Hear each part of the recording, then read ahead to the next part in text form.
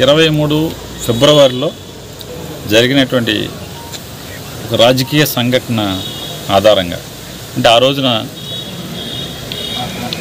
YSR Congress party office మీదకి దొమ్మిగా దౌర్జన్యంగా బెజవాడ నుంచి కొంతమంది రౌడీలు లీడ్ చేసి ఇక్కడ ఉన్నటువంటి స్థానికంగా కొంతమందిని తీసుకుని ఆఫీస్ మీదకి దౌర్జన్యంగా వచ్చి రెచ్చగొట్టిన పరిస్థితిలో ఆ రోజు ఆత్మరక్షణ కోసం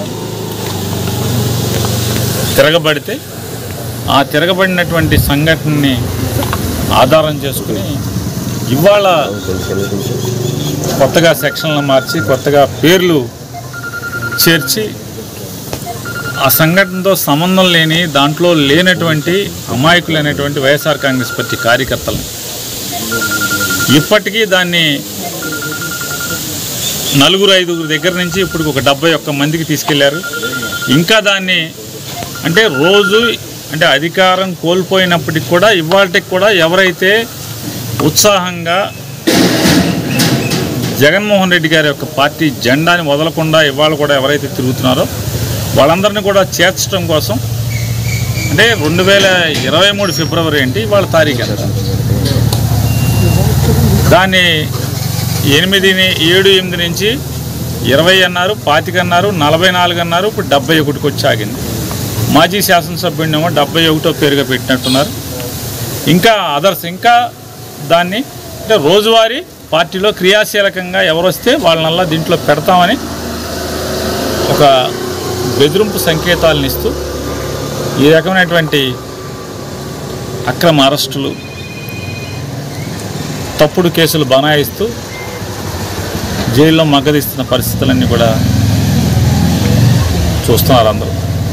దానిలో భాగంగా ఎవరైతే అక్రమ కేసుల్లో ఇరుక్కుని వాళ్ళ నెల రోజుల నుంచి జైల్లో మగ్గిపోతున్నారు. నూజివీడులో ఒక 15 మంది, ఇక్కడ ఒక 5 మంది ఇక్కడ ఉన్నారు.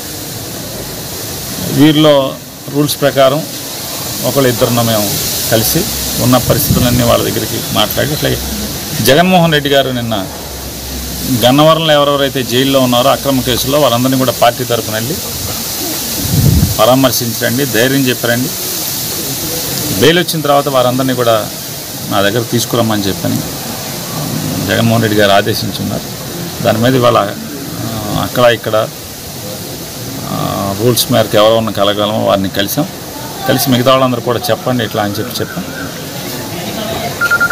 వాళ్ళందరూ కూడా లోపల వాపోతున్నది ఏంటంటే ఇవాళ రాష్ట్ర పరిస్థితులు చూస్తుంటే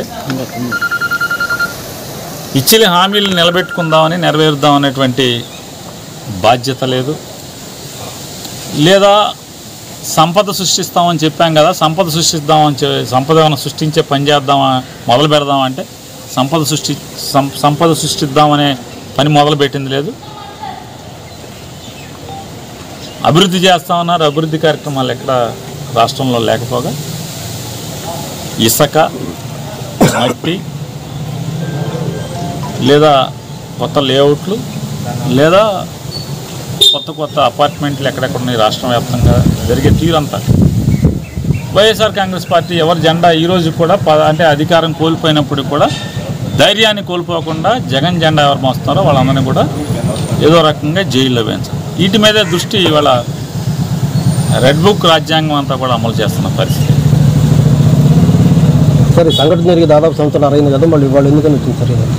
అదే చెప్తున్నాను, హామీలు అమలు చేయాలనేటువంటి దృష్టి కానీ ఎన్నికల్లో మాట ఇచ్చామే మాట నిలబెట్టుకుందామనే దృష్టి కానీ లేకపోదా, సంపద సృష్టిస్తామని చెప్పాం కదా సంపద ఏమైనా సృష్టిద్దామని లేకుండా అప్పులు సృష్టించే పనిలో ఉంటూ మట్టి ఇసుక లేఅవుట్లు అపార్ట్మెంట్లు ఎక్కడెక్కడ జరుగుతున్నాయి వాటి మీద వైఎస్ఆర్ కాంగ్రెస్ పార్టీ జెండా మోసేవాళ్ళ మీద తప్పుడు కేసులు బనాయించి ఏదో రకంగా జైల్లో పెట్టి వైఎస్ఆర్ కాంగ్రెస్ పార్టీ జెండా మోసేవాడు ఎక్కడ కనపడకూడదు ఏ నియోజకవర్గంలో రాష్ట్ర వ్యాప్తంగా అనేటువంటి ఈ ఎజెండా మీద నడుస్తున్నారు తప్పితే జనంకి ఏమైనా చేద్దాం ఈ రాష్ట్రానికి ఏమైనా చేద్దాం అనేటువంటి ఆలోచన పక్కన పడేసి రెడ్ బుక్ రాజ్యాంగం అమలు చేసే కార్యక్రమం ఉందనే మీ ద్వారా వాళ్ళ లోపల వాళ్ళ ఘోష కూడా అదే మేము చెప్పేది కూడా. సార్, డబ్బుండోళ్ళు ఏదోటి యాంటీసెప్టిక్ బెయిల్ ఇంకోదాన్ని ట్రై చేస్తున్నారు.